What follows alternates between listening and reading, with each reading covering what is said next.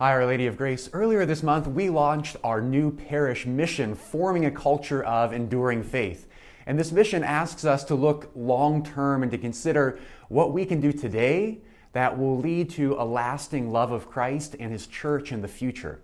We also introduced our new parish vision plan, which lays out goals for our parish over the next 3 years.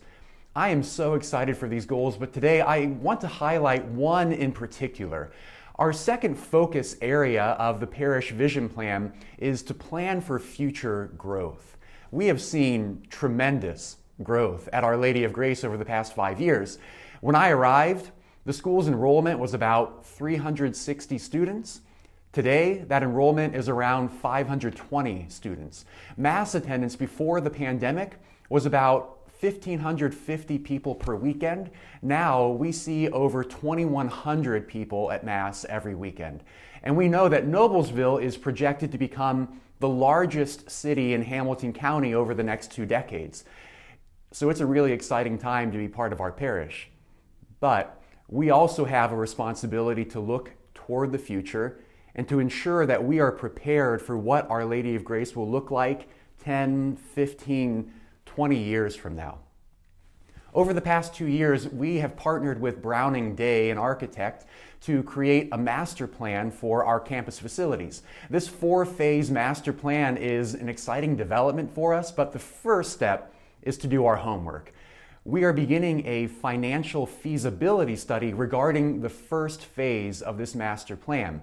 This research effort is simply a way of gathering information in order to determine whether we could raise the money needed to accomplish our first phase of the master plan. Please know too that the information that we're sharing about our goals is not a promise in any way. We're very much in the process of studying what the future might look like. Let me tell you a little bit about phase 1. This project includes 3 main projects and parts. First, we are looking to move the current youth ministry room from what is kind of an isolated part of our parish campus in the Donovan Center to the current preschool hallway. Second, we would plan to move the preschool or early childhood programs to the Donovan Center, also expanding the Donovan Center in order to meet those programs' expanding needs. This will make better use of our current space, lay the groundwork for a future school expansion, and create the optimal environment for our pre-K early childhood programs.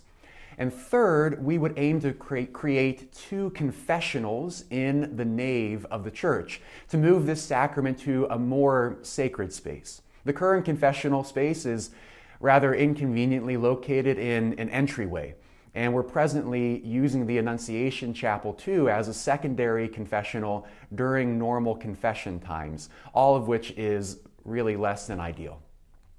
Now here's the homework. Every registered household has received a mailing inviting you to participate in a feasibility study that our parish is embarking on.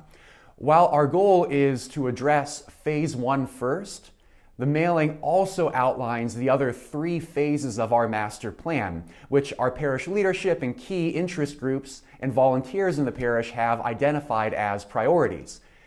If the feasibility study indicates that we have the potential as a parish to complete these projects and pay for them, then we intend to conduct a capital campaign in the fall of 2025, as the cost of these projects are above and beyond the operating budget of our parish.